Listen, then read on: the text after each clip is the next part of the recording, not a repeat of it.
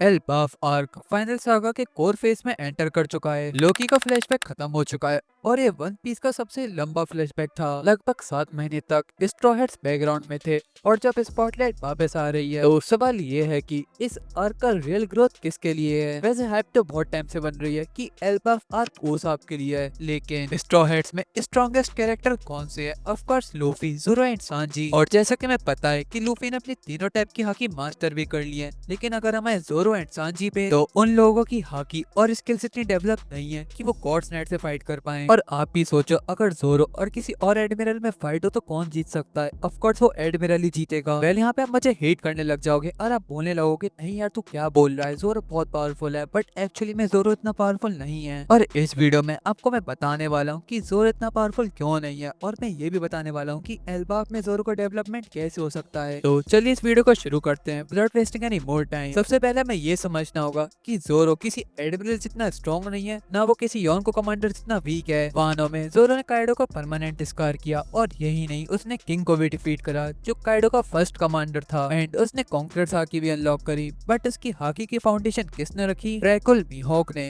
World's strongest swordsman ने उसे खुद से ट्रेन किया। इसका मतलब ये है कि ज़ोरो का बेस ऑलरेडी टॉप टियर है, लेकिन यहाँ पे प्रॉब्लम स्ट्रेंथ की नहीं है, प्रॉब्लम है कंट्रोल की। वानो में जब ज़ोरो को एनमा मिली थी तो उस स्वॉर्ड ने उसका लेटेंट हाकी फोर्सफुली ड्रॉ करना स्टार्ट कर दिया था। उस वक्त ज़ोरो को खुद नहीं पता था कि उसके पास कॉन्करर्स हाकी है। एनमा बेसिकली उसकी हिडन पावर्स को एक्टिवेट कर रहा था। और हाँ, उसने काइडो को स्कार किया और किंग को डिफीट करा, लेकिन एक चीज क्लियर है, ज़ोरो कॉन्करर्स हाकी कॉन्शियसली कंट्रोल नहीं कर रहा था, वो रिएक्टिव था, वो पुश हो रहा था, वो मास्टरी में नहीं था। और ये डिफरेंस है योन को कमांडर में और एक योन को लेवल में। कमांडर फाइट करता है लिमिट पे और योन को फाइट करता है कंट्रोल के संग। अब हम आते हैं एल्बाफ पे, और यहाँ पे कबान का रोल बहुत ज्यादा इंपॉर्टेंट होने वाला है। जैसा कि हमें पता है कि रेली ने लूफी को हाकी सिखाई थी। अब कबान का ज़ोरो के सामने आना कोइंसिडेंस नहीं हो सकता। चैप्टर 1152 में कबान ने बता भी दिया था कि ज़ोरो एक कॉन्करर्स हाकी यूजर है। वेल ये बात ज़ोरो को पता भी नहीं थी कि ज़ोरो के अंदर से कॉन्करर्स हाकी लीक कर रही है। वेल ये वाली बात लूफी को तो पता थी वैसे। एंड यहाँ पे कबान ज़ोरो से बोलता भी है ट्रू पावर तब आती है जब यूजर उस पावर को पहचानता है। वेल इसका डायरेक्ट मीनिंग ये है कि ज़ोरो अभी तक अपने पीक पे फाइट नहीं कर रहा था। वेल इसका मतलब सिंपली ये है, ज़ोरो ने अभी तक जितने भी अपोनेंट से फाइट करी है वो अपने पीक कंडीशन में नहीं करी। किंग के अगेंस्ट नहीं, नहीं लूची के। वेल लूची के अगेंस्ट तो वो बस खेल ही रहा था।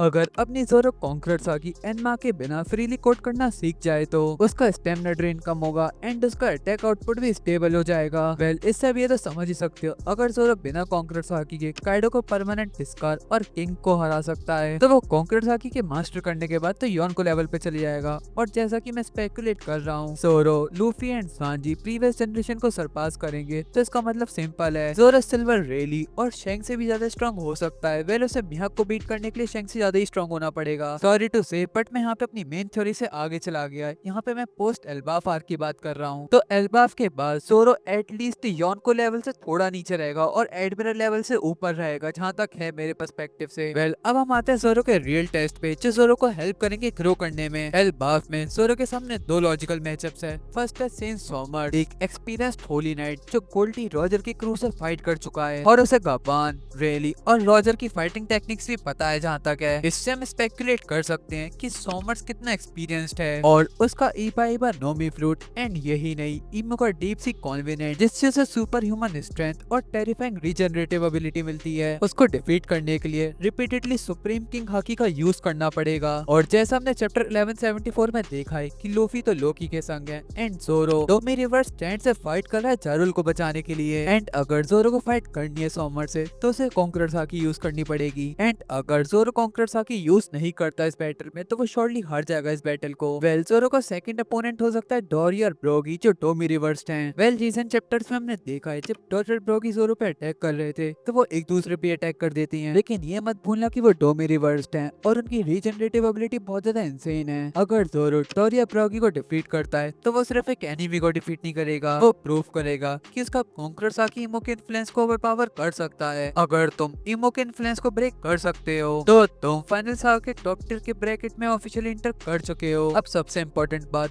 फाइनल सागा का मतलब end game goals. Luffy pirate king बनेगा, सांजी ऑल ब्लू ढूंढेगा एंड ज़ोरो को बीट करना है मिहॉक को जो वर्ल्ड ग्रेटेस्ट स्वॉर्ड्समैन है। एंड मिहॉक कोई रैंडम स्ट्रॉन्ग कैरेक्टर नहीं है, वो योनको टियर स्वॉर्ड्समैन है। अगर ज़ोरो मिहॉक के सामने खड़ा होना चाहता है तो उसको कंप्लीट कॉन्करेंट की control, permanent black blade potential और जीरो स्टेमिना एंड स्टेबिलिटी सब चाहिए। एंड मे बी एल्बाफ में जोरो ये चीज मास्टर कर ले। वानो ने जोरो को एनमा दी एंड एनमा ने जोरो की कॉन्करेंट हाकी लीक करने में मदद करवाई एंड एल्बाफ उसकी कॉन्करेंट हाकी को मास्टरी देगा और मास्टरी के बिना फाइनल डुएल इम्पॉसिबल है। वेल अगर हम इस वीडियो के कंक्लूजन पे आए तो एल्बाफ आर्क सारे स्ट्रॉ हेड्स का पावर अप होने वाला है जैसा टाइम स्किप पे हुआ था, और जो फोकस्ड कैरेक्टर है वो मोस्टली जोरो, सांजी एंड उसाप हो सकते हैं। मैं ये नहीं बोल रहा कि Luffy and other straw heads का पावर अप नहीं होगा, उनका भी पावर अप हो सकता है लेकिन इतना नहीं जितना इन लोगों का होगा। वैसे अगर आपको ये वाली वीडियो अच्छी लगी तो इस वीडियो को लाइक करना बिल्कुल भी मत भूलना और इस चैनल पर नए हो तो सब्सक्राइब भी कर देना। और हाँ, अगर आपको लगता है कि मैंने इस स्टोरी में कुछ गलत बोला है तो आप अपना ओपिनियन कमेंट्स में दे सकते हो जिससे कि मैं आगे इम्प्रूव कर सकूं। वेल मिलते हैं आपसे नेक्स्ट वीडियो में, तब तक के लिए बाय बाय।